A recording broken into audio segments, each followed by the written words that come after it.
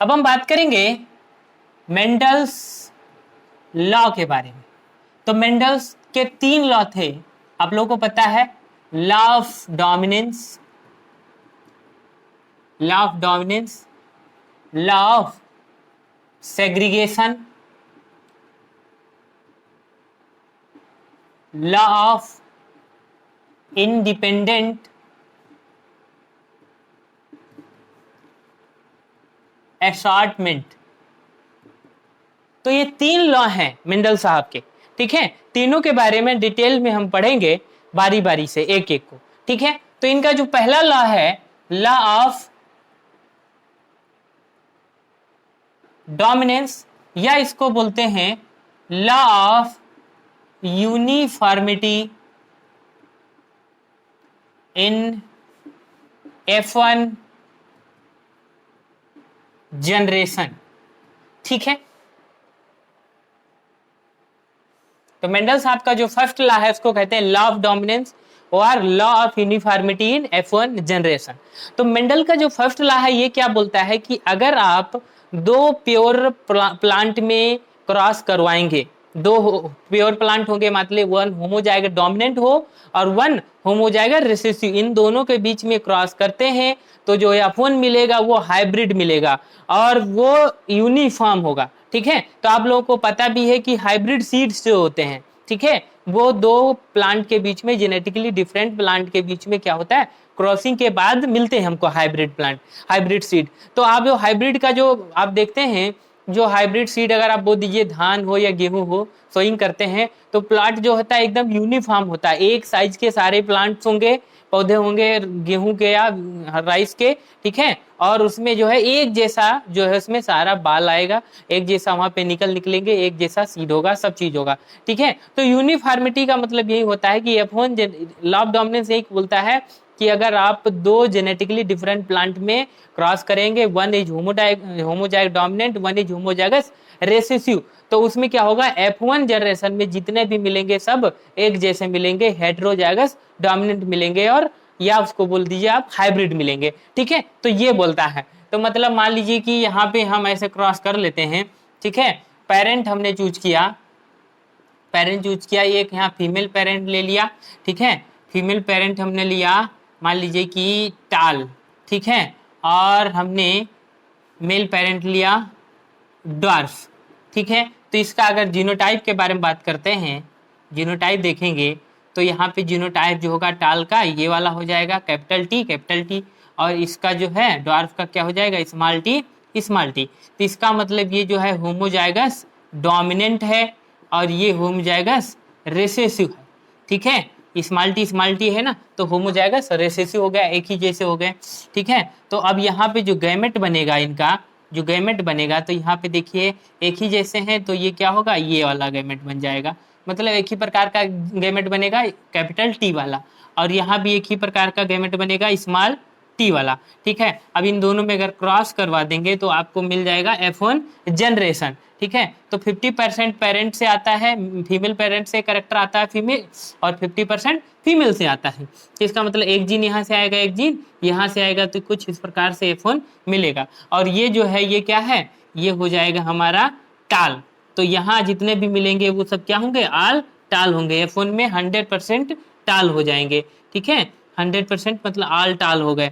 तो इसका मतलब ये हमको मिल गया यहाँ पे हाइब्रिड, ठीक है। ये मिल गया हाइब्रिड, F1 जो होता है हाइब्रिड हो जाता है। तो यही बोला गया law of uniformity in F1 generation, मतलब F1 में जितने भी मिलेंगे सब एक जैसे मिलेंगे, देखो सबके सब टाल हो गए। और यहाँ पे क्या हुआ, ये रिसेसिव जीन को इसने, डोमिनेंट जीन ने क्या किया, सप्रेस कर दिया, ठीक है। तो इस प्रकार से क्या होता है, ये होता है लॉ ऑफ डोमिनेंस।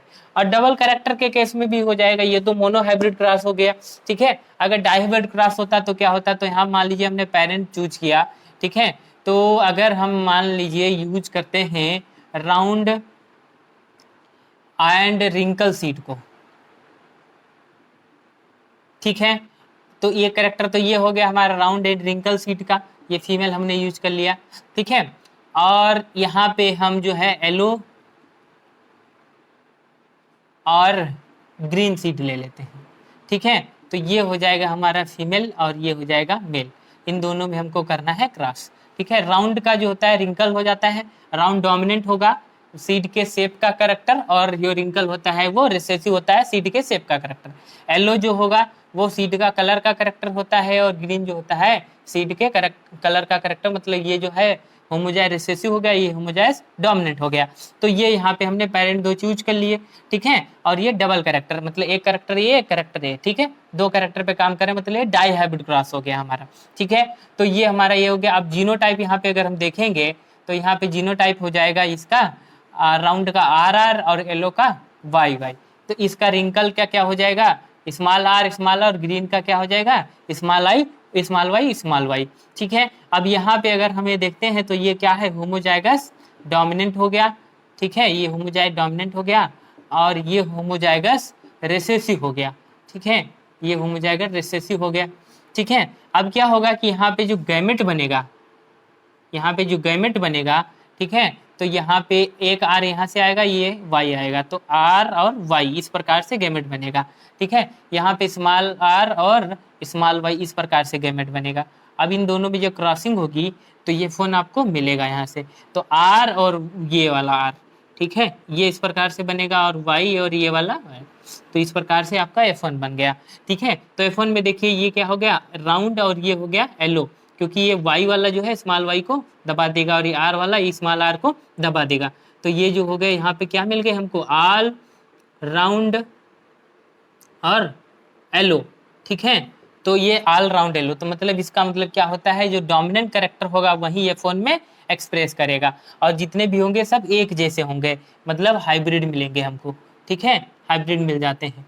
तो यही बोल रहा है ये क्या, कौन सा character, law of dominance. Law of dominance बोलता है चाहे आप मोनो हाइब्रिड के केस में हो या डाई हाइब्रिड के केस में हो, F1 में सभी के सभी क्या होंगे, हेटेरोजाइगस डोमिनेंट मिलेंगे, ठीक है। F1 में सभी के सभी हेटेरोजाइगस डोमिनेंट मिलते हैं, और वहां पे क्या होता है ऑल यूनिफॉर्म दिखेंगे आपको, सभी यूनिफॉर्म दिखेंगे, ठीक है। और अगर F1 से बाद में जाते हैं तो आपको क्या होगा, ये लॉ जो है फेल हो जाता है। F1 के बाद में लॉ ऑफ इंडिपेंडेंट असॉर्टमेंट हो जाएगा डाई हाइब्रिड क्रॉस के केस में, और लॉ ऑफ सेग्रीगेशन हो जाएगा इन केस ऑफ आपका मोनो हाइब्रिड क्रॉस में, ठीक है। तो क्या होता है, इन्होंने बताया कि F1 के बाद अगर आप जाएंगे तो सेग्रीगेशन हो जाएगा। अब मान लीजिए कि यहाँ F1 मिला, F1 बाद F2 में जाते हैं तो वहां पे हो जाएगा सेग्रीगेशन।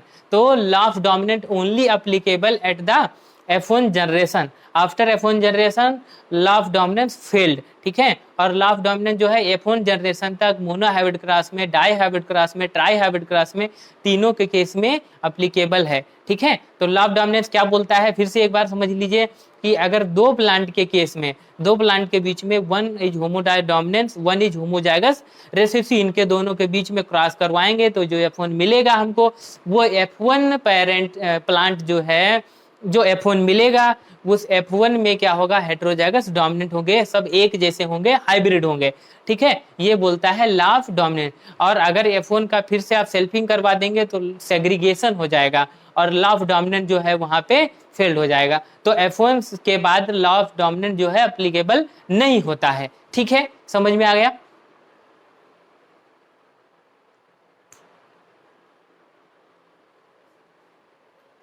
तो इसमें कुछ पॉइंट हम लिख लेंगे अभी।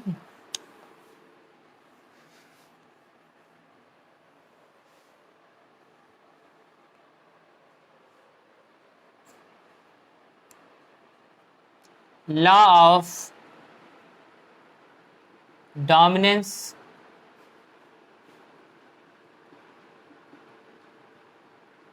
only applicable at the F1 generation. After F1 generation, law of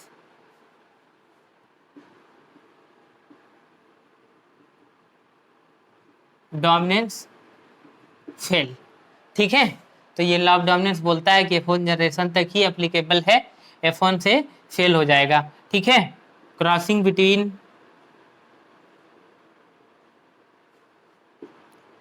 homozygous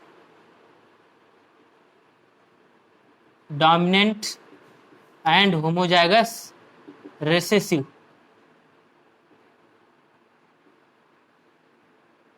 F10 F1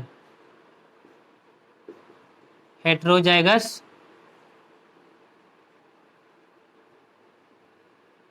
dominant या हाइब्रिड या यूनिफॉर्म।